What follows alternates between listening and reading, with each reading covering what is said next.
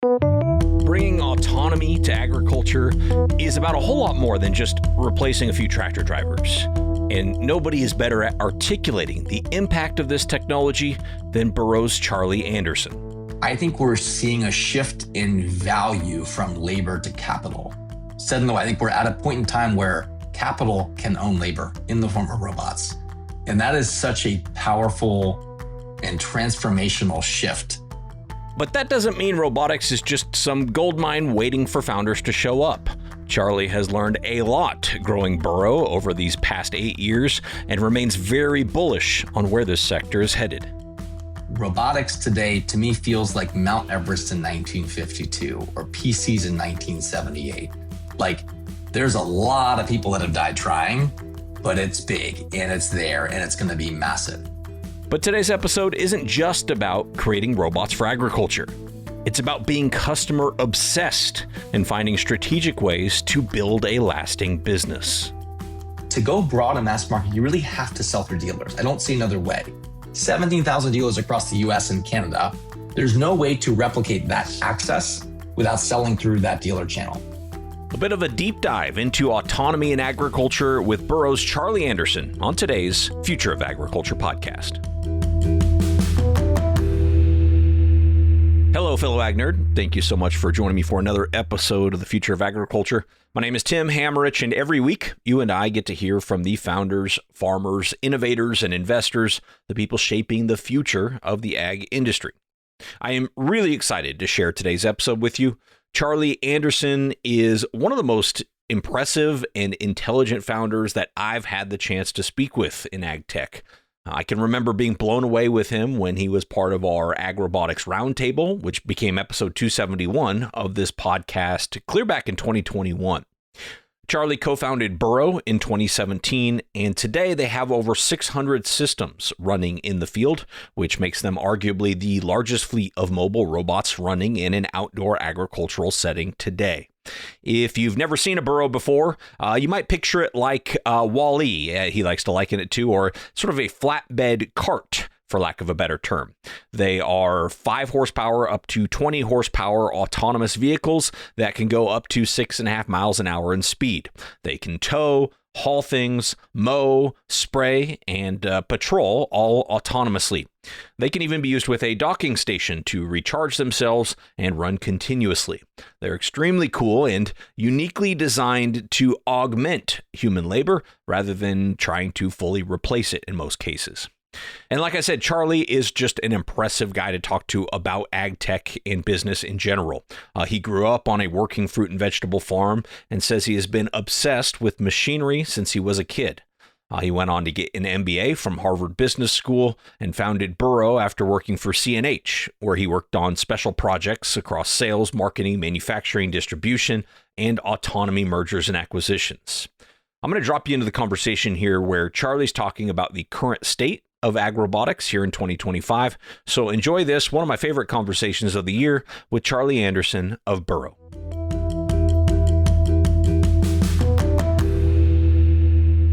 So from a macro perspective, today you've got generative AI, computer vision, GPUs, or AI just generally. The impact of all those technologies is that robots have been stuck really in warehouses and factories for the past, 50, 60, 70 years. And when I say kind of outside, I really mean outside of warehouses and factories. There really aren't any robotics companies that are big yet. And we're on the precipice of a ton of robots working outdoors or outside of warehouses and factories. And what's enabling that again is computer vision, GPUs, AI, and that whole realm of technology sets. Then you talk about agriculture specifically, and agriculture is arguably the top frontier for robotics outdoors today. You've got things moving slowly. You've got it's off-road autonomy, not on-road. There's a whole number of reasons. And there's also significant labor demands. And the flip side of that is that within agriculture, half of farm revenue is crops, half is livestock. Within the crop sector, 2/3 of revenue is corn, wheat, and soybeans. So that's 2/3 of revenue, but it's only about 5% of crop labor. And 95% of farm labor, crop labor, works in fruit, vegetable, and nursery crops doing a zillion difficult to automate things. And so what's difficult about automation as it relates to agriculture is one, the technology is really hard. And then two, where all the people work tends to be areas where there are lots of really niche things, and therefore they're not large markets. And so the enigma is, how do you build a big automation company starting in agriculture if you have to start in a niche thing such as table grapes or blueberries or some specific type of application? And the way we have approached that is building mobility as a layer that can be used across vineyards, nurseries, berries, industrial transportation, construction, and beyond. And also to build something that works safely near people. And as it relates to things like UI and autonomy, when you have to, I guess, if there's a lot of people around you, there's a lot of labor. If there's not a lot of people around you, there probably isn't a lot of labor to replace. And when you work near people, a lot of the people that do work outdoors, they don't tend to be the most sophisticated machinery operators always. So you think about like labor, like a lot of times if you're doing manual labor, physical labor, you might not be operating a really sophisticated machine. You might be doing something by hand. Secondly, you tend to be working under canopies. And third, I find that the less you make per hour, the more demanding you are about time. So you're not patient. And so for a mobile robot, you got to work under canopies, which means GPS denied. You got to let people know what you're doing without them looking at you really clearly. And you got to be really quick, because if you're, stopping for a tall weed for some reason, that's really frustrating if you're making $22 an hour. Whereas, if you were maybe a more highly paid person where your time is valued in a different way, you might be more patient. So those are some of the thoughts. I think I'm kind of addressing your question with that. Absolutely, yeah. And I wonder to what degree was that vision sort of lined out when you started the company versus kind of learnings along the way? What was sort of the premise of bringing the company together initially? Yeah, I think talk about like deliberate strategy and emergent strategy. I think we've been probably 10% deliberate, 90% emergent. And to put a finer point on that, in 2015, 2016, I had a colleague whose family had a poultry operation. And for me, idea number one became building a robot to pick up dead chickens. And thank God I pivoted away from that. There's a whole host of, it is a real problem, but a very not an appealing sector to work in or appealing problem to work on. But what I discovered while doing that was that again, the idea, if you're in a broiler operation, you've got like 100,000 chickens in a building, and about 0.03%, 0.03 die every day, roughly 30 die every day. And so someone has to walk through each house. A lot of operations have like 10, 20, 30 of them. They walk a mile through each house and they pick up 30 dead chickens. And so idea number one became build a robot to do that. And what I discovered is that building a robot that can do the mobility, the perception, and the manipulation comprehensively was really, really, really difficult to do. And at the same time, I also discovered that mobility near people had all of these pretty broadly applicable things across niche areas within agriculture and also beyond. And so in 2017, I left my job and I had this random application on my computer that would send out like 150 to 200 spam emails a day to people with different robotics concepts. And my highest take rate concept, or highest response rate concept, was the idea of like kind of an ATV sized vehicle that would carry and tow things alongside people and possibly do things like mowing. And that had a very high take rate in vineyards, nurseries, berry operations, and then solar panel sites of all things. And those are some of the segments that we sell into today. And so I think what the initial premise, mobility near people, that's collaborative, that has been deliberate all the way through. The initial premise of going into really labor intensive areas, but the emergent part has been all of the other stuff. 2 years ago, I had a customer, they started running the things 24/7. It's like, well, how are they driving robots 24/7? They had put generators on top and they were running them as patrol vehicles to scare off thieves. And so there's a whole realm of things that like we couldn't have thought of that are emerging or have been emerging in a great way, which kind of me spells out that we're probably onto something bigger than just a grape cart, if you will. That is really cool. And I got to ask about these spam emails. So what did that look like? You were saying like, hey, if I built a robot like this, would you be interested? Or what exactly was that? Totally. Yeah. I think most companies feel ultimately because they run out of money. But I think more typically, the root driver of that, in my opinion, is often that they build something nobody buys. I think like even a company like Juicero or we can all name ones. They're never run by like people that aren't smart. They're always run by people that like have a hypothesis they haven't fully tested yet. And so for me, the initial, and I think also within robotics, there's a question of like, should we do it? Could we do it? Do we have the right to do it? And I was most obsessed initially around the question of should we do it? Not could we do it and do we have the right to, but should we do it? And so in 2017, I would scrape like 150 to 200 emails a day. And if I recall, the concept I sent out, one was this idea of a chicken picking up robot. And I had a bunch of stuff in like the dairy and livestock space. There at the time, there's like Lely and some of those other ones where they're doing like robotic milking and those kinds of things. Things like feed pusher robots and that kind of concept of stuff. I had a bunch of things about autonomous mowing. And that seemed like there was a very high take rate on consumer oriented stuff, or at least high interest. But in the agricultural space, there's a pretty significant performance threshold. And then I had a bunch of stuff around like a towing robot and a hauling or carrying robot. And so those are like the 5 general realms. And I would literally like mock things up in either it was Fusion 360 or like Photoshop. So something that looked pretty, maybe like not super realistic. I could probably dig some of these up and send out and say, hey, like we're working on this conceptual thing. What do you think about it? Would you take a survey out or would you meet with me in person? And then I would, in the case of like vineyards, nurseries, and berry operations, I just had a very high response rate from groups like Driscoll's and Altman Plants and some beginners, which are all customers of ours today. And with that response rate, I would then go out and fly out to California and literally like sleep in the trunk of a Kia because I had no money and just go talk to people. And I found that there seemed like there was a lot of interest, and still is a lot of interest in mobility your people in this form factor that has no reason to exist without autonomy, but which with autonomy really should exist. And I kind of view our thing, like when I look at like a Bobcat skid steer as an example, like a Bobcat skid steer started as a manure removal device for turkey barns. Very, very single purpose.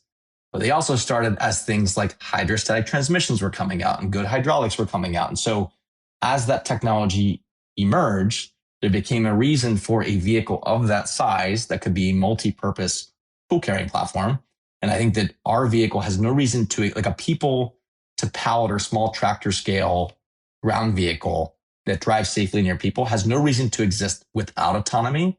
But with autonomy, I think there's a real need for something that's kind of sized like Disney's WALL-E or Star Wars' R2-D2 or maybe C-3PO, the worthless humanoid that drives around near people and does a bunch of things that people have to do by hand today in some level, and also some of the things that small tractors do as well.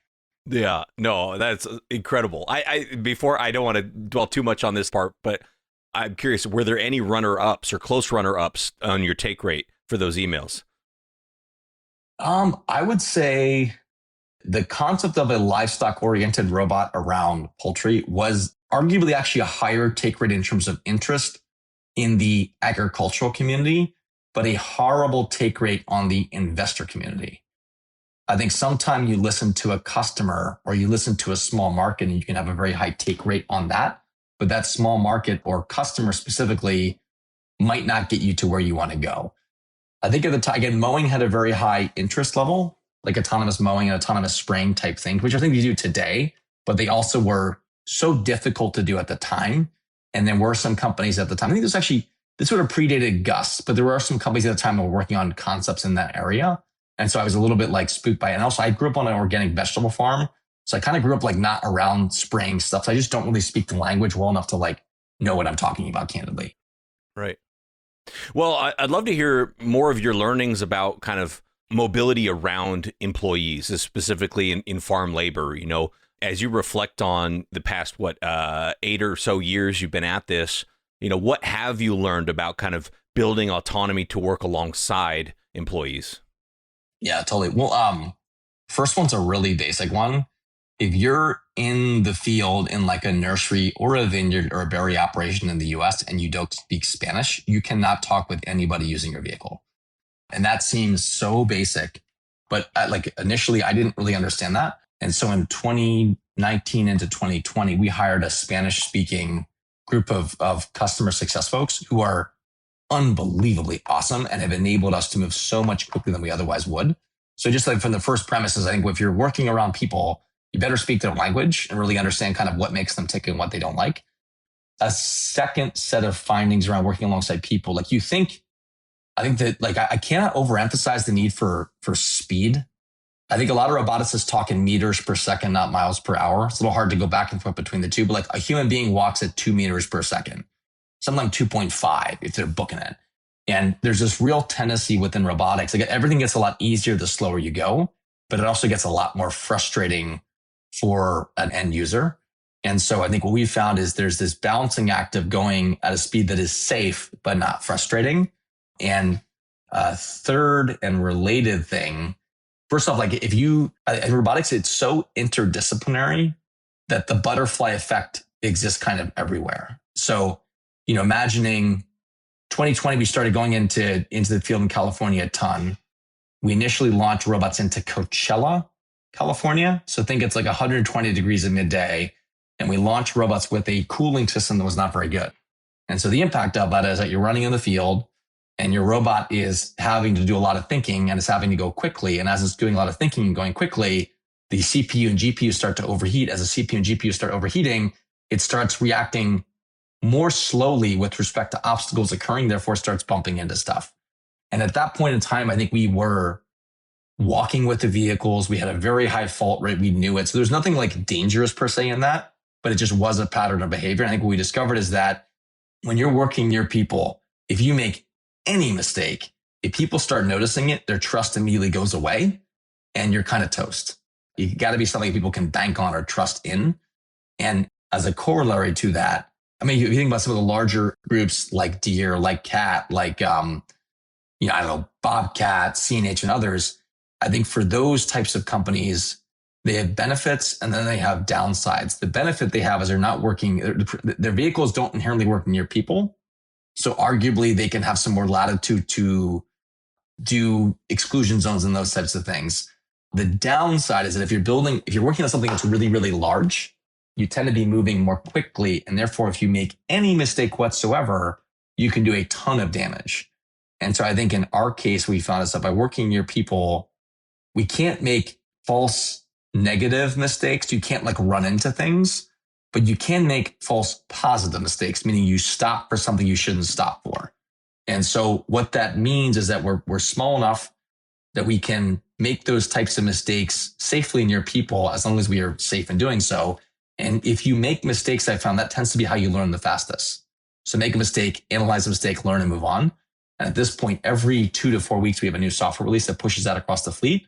And literally, if a robot makes a mistake in Australia, such as stopping for reflective water that's not deep, if it makes that mistake in Australia, that lesson gets sucked back with a novelty engine, gets run in simulation for all subsequent releases, and then gets pushed to all new robots 2 to 4 weeks later.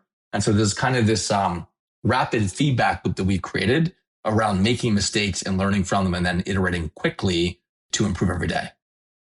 That's really cool. And along similar lines, I was curious about, with your model, I imagine who you are selling the robot to is not the person generally using it day to day. So how do you make sure you get that feedback where hey, this robot stopped for a puddle when it thought it was a lake? How do you receive that type of feedback from the users themselves? Yeah. So first thing, there's the whole story, if a tree falls in the woods and nobody hears it, did it make a sound? If a robot makes a mistake in the field, nobody observes it, did it make a mistake? And I think yes. I think if it makes any mistake, even if someone doesn't observe it, it should be observed somehow. We track a KPI we call autonomous miles per user intervention. And that originally started as faults per mile. And so when we first went in the field in 2018, we would travel. We first went in the field, we'd have 11.13 mistakes or faults per mile traveled. So, you go a mile, you have 11.13 mistakes. Fast forward to 2019, we were about, 1.5 faults per mile. Then by 2020, we switched from faults per mile to miles per user intervention. And we did about 4.5 miles per user intervention. Today, we're north of around 25 or 30 miles per user intervention. And of those, probably a third are localization related. So I don't know where I am. You think about you're under canopies, those types of things. You can't see things. The other third are perception related, mostly around stopping for fast obstacles. And then the final third is a long tail of random stuff. And I think I might have lost the thread of your original question, but I think that the finding from all of that has been if your system is so big or preponderant, if you can't make a mistake, you can't actually identify how to improve. And then the second thing is that the more robots you have, the more your stack has to do the same thing every single time when it encounters a greater amount of variability. And so when I say we're 25 to 30 autonomous miles per user intervention, what that means is that we are able to drive that amount of distance without a robot making a mistake across vineyards, nurseries, berry operations, construction sites, solar panel sites, intermodal yards, and beyond. Circling back to your original question, which I've now recalled, how do you sell that to an actual buyer versus an end user? And how do you listen to both voices?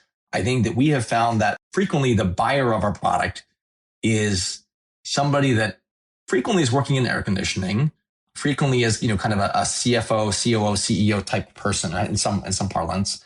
And they're making decisions that are economically based, but also grounded in the perspectives of their crew. And so if they have a crew that is really hostile to automation for some very, I think like John Henry, some people don't actually want automation for a lot of very, very good reasons. If you have a crew that really does not want to adopt automation, like good luck doing that unless you're very, very top heavy. And so what we found is that winning deals for us is all about the people. And by that, I mean, it's all about good adoption and good satisfaction for folks on the ground. And the way we have achieved that with many crews is by having members of our team live on the ground with people operating stuff. And if your fault rate is below maybe 10 autonomous miles per user intervention in our business, you've got to be on the ground for a period of time to get that fault rate up or reliability rate up, and also to get people running without a lot of frustration. And for folks, I found that the language of a CFO, CEO, COO is very different, like literally and figuratively, than the language of someone on the ground. Someone on the ground wants it to be fast. They don't want to kill their back. They want to be able to stand in the shade. They want to be able to, get paid more money. They don't want their smoke break, food break, rest break to be reduced. They want it to be increased. And anything that creates an added amount of work for them, does not go over well. But if it reduces their workload or enables them to make more money, they tend to be very favorable of it. And so the balancing act is multi-threading that. CFO, CEO, COO, hey, you're going to make more money. Here's the ROI on this thing. Your crew's going to make more, but you're also going to get more output out of them that's actually return in it. And to the person on the ground, it's, hey, you're going to be working in the shade now. You're no longer driving that little Deere 1 or 2 E-Series tractor. You are working at the potting line or doing something higher value, making more money by virtue of doing it. And that's better for you and also better for the operation. Though we found that you have to talk through both sides, not just one basically in that mix. Mm-hmm. And the computer vision on these robots, is that actually like recording data and storing it, or is it just kind of perception? Every Burro has 24 sensors. That's 12 cameras, 3D LiDAR, RTK GPS, wheel encoders, 5 IMUs, a whole host of things. And they have about 300 or 400 watts of compute. So every robot has that. As they operate, they process roughly 5 terabytes of data per hour of runtime per unit. But they don't save really any of that. They only save stuff that is novel. And we have this thing called a novelty engine. And with the novelty engine, which Shrestha and Megda on my team have built, what that does is it says, hey, I haven't seen this thing before. I'm pretty not confident about what this thing is. I probably should send some snippets of it back because, again, I've never seen it before. I'm really not confident what it is. And as we've turned that on, what that's enabling us to do is get smarter more and more quickly. I think you find that when someone is very, very, very young or very, very early on in learning anything, they tend to be looking at everything and processing everything. And then as you get up into your, teens or 20s or 30s, you don't notice the pattern of every piece of silverware you pick up. It's a fork, it's a spoon. You throw away most of the information. So the smarter you get, the more you throw away a lot of information and just process what is novel. And then in the field of robotics, I think there are 2 approaches to autonomy. One I call the perfectionist approach. And that's you build a perfect thing in a lab and you have a prototype and you do a lot of testing and simulation and you get it out there. We're not that. We're the pragmatist approach. We're the get something working, get people using it now, get a thing into the wild that's very data acquisitive, send a lot of stuff back. And the more you have, the more capable they are, the more people want them, the more you have in that virtuous loop. And what that means is that every day between 200 and 600 burros turn on and run, and they run, call it 500 to 1,000 plus miles a day. And as they do run, we get a lot of weird images and video of stuff coming back. And every single robot stores what they've seen for about 3 months at, I think, 0.2 hertz in today's format. So you do have a repository of what it's done in a very high level, but the novelty, the really high fidelity stuff is very minimal. And that comes back just when stuff is novel seen because there's just too much data out there to send it all back, recognize there's a lot of words and sentences also. Apologies for the lengthy answer. No, it was great. And so then I imagine, similar to what you were saying earlier, you can kind of incorporate those into all the burros everywhere within a matter of weeks so that everyone will recognize it next time they see it. Is that right? So that is correct. And there's a lot of special sauce in that. You can imagine, how do you test that? Like a light switch test. I turn it on, I turn it off. It's on, it's off. This is not that test, right? Does it do the same thing every single time when encountering a million permutations of an instance or an incident? And that's a much more difficult test. And so what we have at the moment is a test farm, and we're running stuff, 50 to 100 miles a day on that test farm. Then we have a bunch of beta customers, and then we have a bunch of stuff that runs in simulation. And our novelty engine sends stuff both back into simulation and also back into bagged files that developers can run their systems through. And so you have this really constant challenge. How do you make sure that your quality control is very good before you push something that's new out there? And at the same time, how do you make sure that you push new stuff out there? Because people have an example I'll give you, there's a lot of problems around like sprinkler systems or water. Like water there's a lot of contextual stuff with it. If you're in a nursery, there are like tunnels that you pull trailers through to water them before they go to like a Home Depot or Lowe's or Walmart. And it's not obvious that you should drive through a shower of water in one context, but then stop for reflected plastic or others in another context. And I think what's beautiful about scene segmentation in some of these newer machine learning models, things can be pretty contextual, and you've got to see it enough times to have the context. But if you have seen it a bunch of times, your autonomy gets very lifelike, and that's the type of thing we have to test for quite a bit.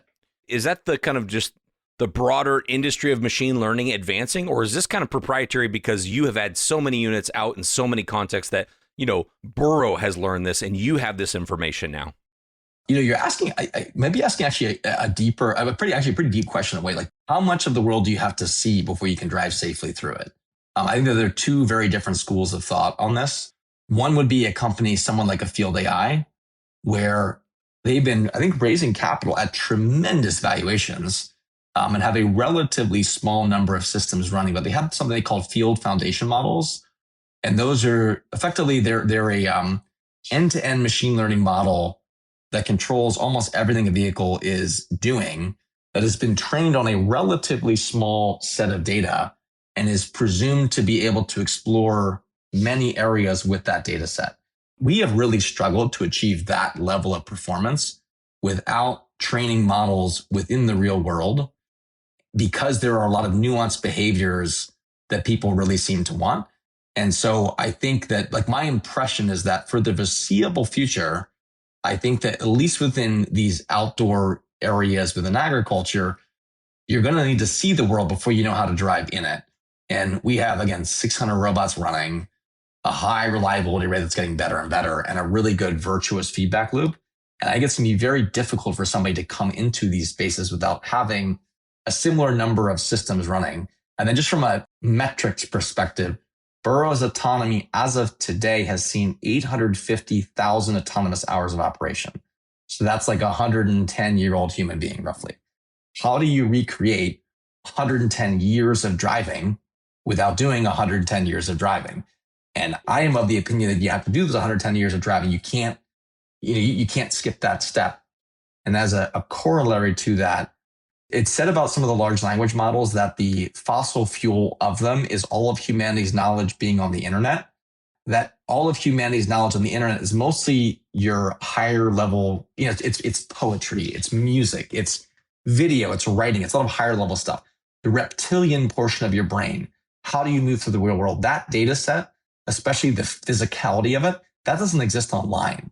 And we're a company that's going out and getting it. And companies kind of have to go out and get that data set to build really good autonomy, because if you haven't seen it, you don't know how to work within it, in my opinion. Yeah. I mean, it's using kind of different senses, right, to experience and to learn and to adjust to.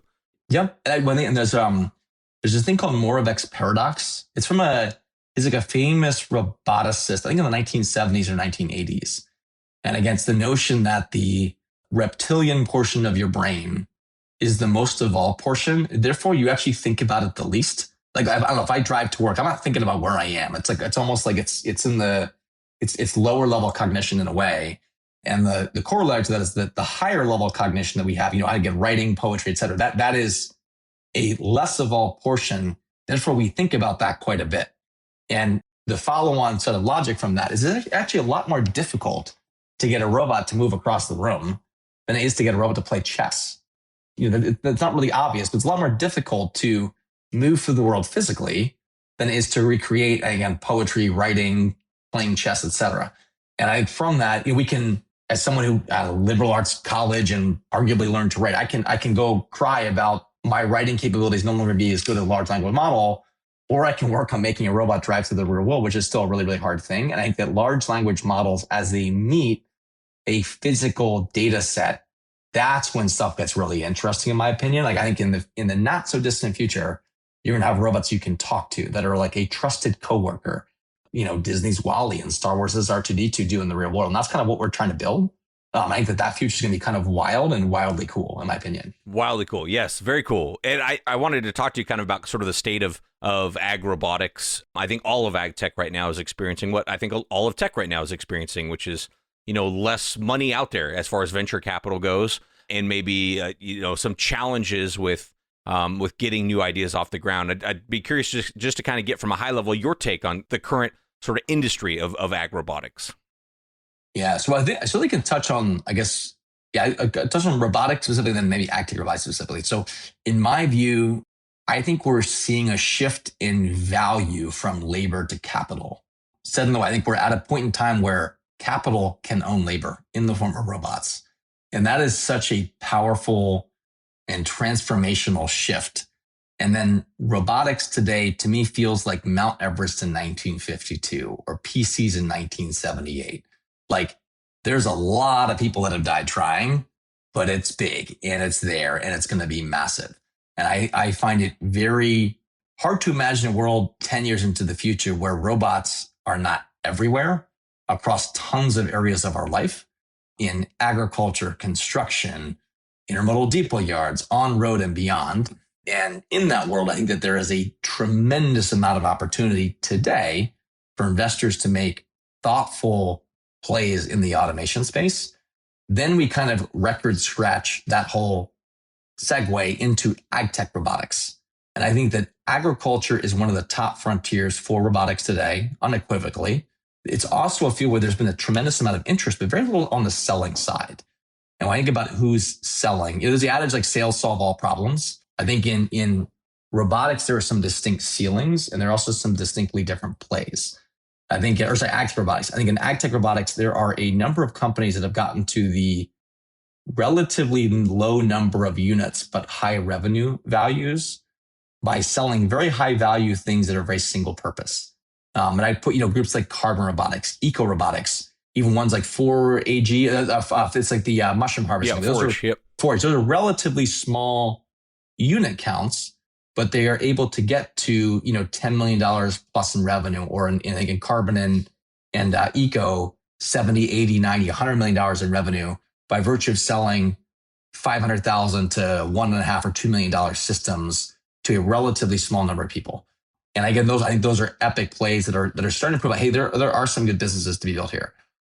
What, in my view, nobody has done is gotten to the high unit quantity at a lower price point per unit, more mass market play. And that's what I'm going to do.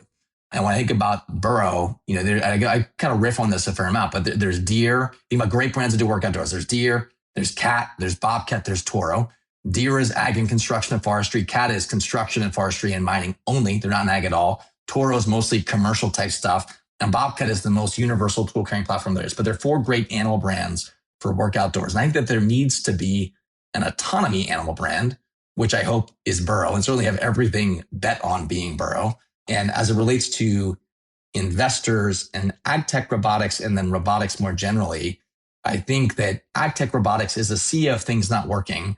A very, very small number of winners, thus like close to winners, maybe. No massive wins yet.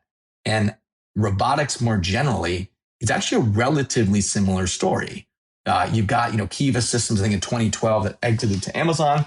You've got Bear Flag and Blue River who exited to Deere that were like pretty good. I mean, they were like, and I think that the teams there would say it was pretty good. It wasn't a to the moon exit, but it was a good outcome. And that's kind of it. And then you got things like iRobot, which has not done hugely well. So there aren't a ton of big wins in robotics yet.